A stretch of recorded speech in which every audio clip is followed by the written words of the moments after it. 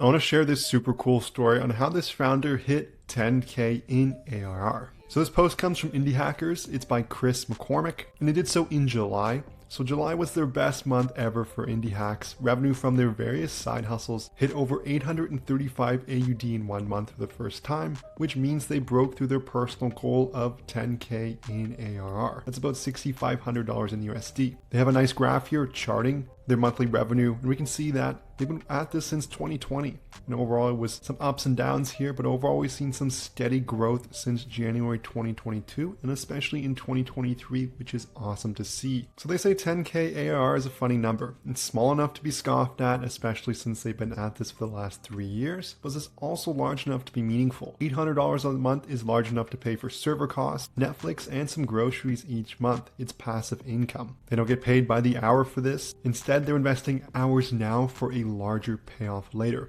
That's the whole point of building your own micro SaaS, building your own business, is that the financial rewards are not tied into hour in, hour out. From their point of view, the truth is that even $10 in MRR is meaningful. You just have to think about it in the right way. The first way to think about it is $10 is a stop on the way to $100 in MRR. That's on a stop to their way of $1,000 in MRR. In July 2020, they were at $50 in MRR, and look where they are today. Another way to think about it, to have a positive outlook, is to say that it's a little investment of time for money. So how much money would you need in the bank account at a 4% interest rate in order to earn 10K a year? The answer is you need 250K saved in the bank to make that amount. So the way they look at it, because it is passive income for them, is that they've spent the last 3 years generating the equivalent of 250K worth of value invested at 4%. So when you factor in everything they've learned on top of that, and the fact that they're only working part-time on it, and it's largely passive, it feels like 3 years well spent. And this is the math they use to keep themselves motivated. And it's easy to take the other perspective and see it as a waste of time and effort for little yield. I'd say it's absolutely not, though. I definitely agree with those ways of looking at it. They're positive outlooks. It's also investment in skills in yourself. So the skills they've learned building these projects, creating MRR outside of their normal job, are skills they can take on to the next project, to reinvest in their current projects as well, and they can keep on growing.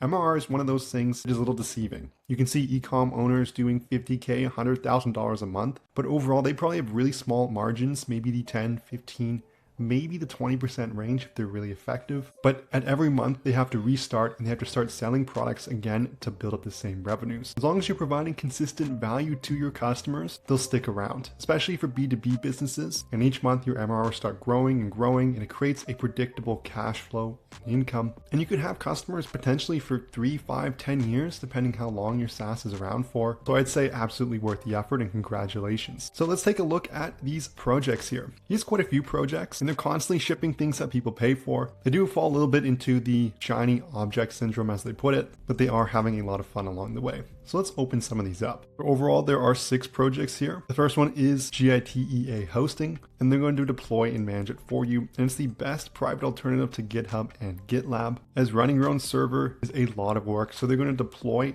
a fully provisioned GITEA server and manage it for you. They're going to take care of updates, security, backups, OS upgrades, and monitoring. And they're just going to start at $24 a month. So he's making MRR off this here. There are 2 iPhone apps, although they mentioned they don't really make much money from this. One of them is Tweet Feast, so you can export Twitter followers. You can download these lists in Excel, CSV, and JSON. You can also generate tweets with AI. You have JSFXR, which is a music generator. This looks to be another type of music generator. And they have a roguelike browser boilerplate here. So it's a downloaded template at $20 a month, and it has 36 upvotes on Product Hunt, which is pretty decent. Overall, several projects here bringing various amounts of revenue. Some are one-time fees, some are MRR. I'd have to imagine the Git hosting would probably be the most profitable here, given that it is MRR, and he did speak about that quite a bit. But overall, some super cool projects here and a super cool story. If you've gotten this far in the video, I'm sure you want to create your own micro SaaS. So that's why I've created sneaky micro SaaS ideas you can steal for free.